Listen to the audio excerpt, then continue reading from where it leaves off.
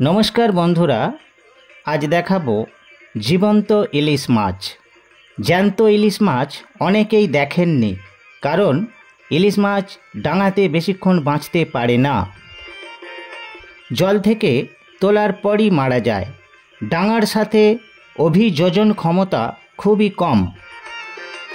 एकटी प्रबाद वाक्य आछे, इलिश मरे आड़ाई लाफे। द्रुत मारा जाওয়ার कारणे आमरा वंचित हई ज्याন্ত इलिश देखा थेके।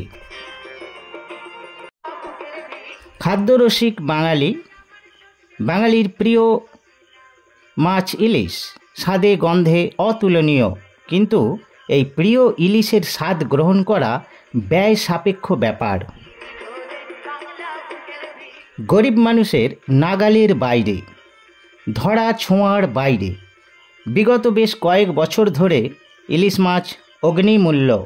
মধ্যবিত্ত মানুষ বছরে দু একবার কিনে খেয়ে থাকেন, তবে তা আসল ইলিশ হয়তো নয়। ইলিশ মাছের মতো দেখতে বেশ কিছু মাছ রয়েছে, গন্ধটা কিছুটা ইলিশের মতোই। ইলিশের চড়া দামে ওই নকল ইলিশ মাছগুলি কিনে খেতে হয়।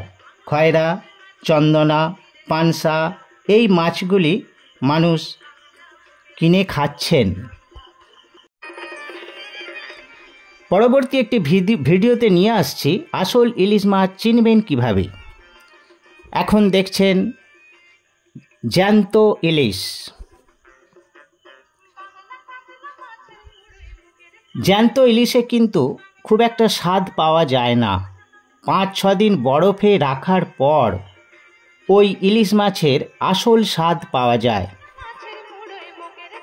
তবে বর্তমানে বাজারে 6 মাস 8 মাস ধরে বরফ দেওয়া ইলিশও রয়েছে। অত্যাধিক দামের কারণে বিক্রি হয়নি। আপনি যদি অচেনা খরিদ্দার হন তবে আপনার কপালে রয়েছে ওই মাছগুলি, কোনো স্বাদ নেই, টাকাটাই জলে যাবে। বর্তমানে ইলিশ মাছ খাওয়াটা একটা বিলাসিতায় দাঁড়িয়ে গেছে। এখন বর্ষাকাল, ইলিশের সিজন চলছে, বাজারে রয়েছে যথেষ্ট পরিমাণে ইলিশ, অথচ হাত দেওয়া যাবে না। যারা ধনী মানুষ তাদের ব্যাপারটা আলাদা।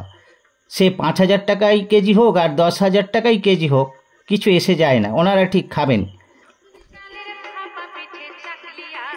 বেশ কিছুদিন আগে বাজারে এসেছিল 250 থেকে 300 গ্রাম ওজনের খোকা ইলিশ। গ্রামে গ্রামে ঝুড়ি করে ঘুরে ঘুরে বিক্রি করতে দেখা গিয়েছিল। 500 টাকা কেজি দরে বিকোচ্ছিল। ওই সময় কিছু গ্রামের মানুষ ইলিশের স্বাদ গ্রহণ করেছে, তা সে আসলি হোক আর নকলি হোক। সামনে দুর্গাপুজো এসে গেছে, বিশাল উৎসব। ইলিশের দাম কোথায় পৌঁছাবে বলা মুশকিল।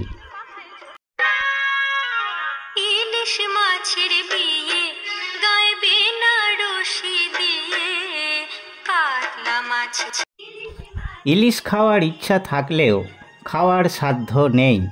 বাজারে ইলিশ মাছ দেখেই মনের স্বাদ পূরণ করতে হবে।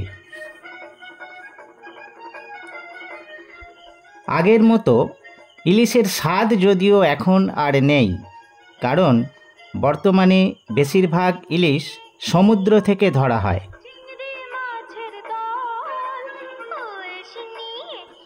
নদীর ইলিশের স্বাদ সব থেকে বেশি। এর জন্য অবশ্য বিজ্ঞানসম্মত কারণ রয়েছে।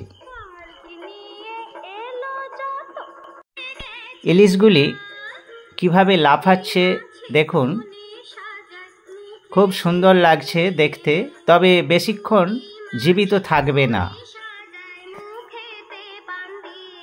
কিছুক্ষণের মধ্যেই এই মাছগুলি মারা যাবে।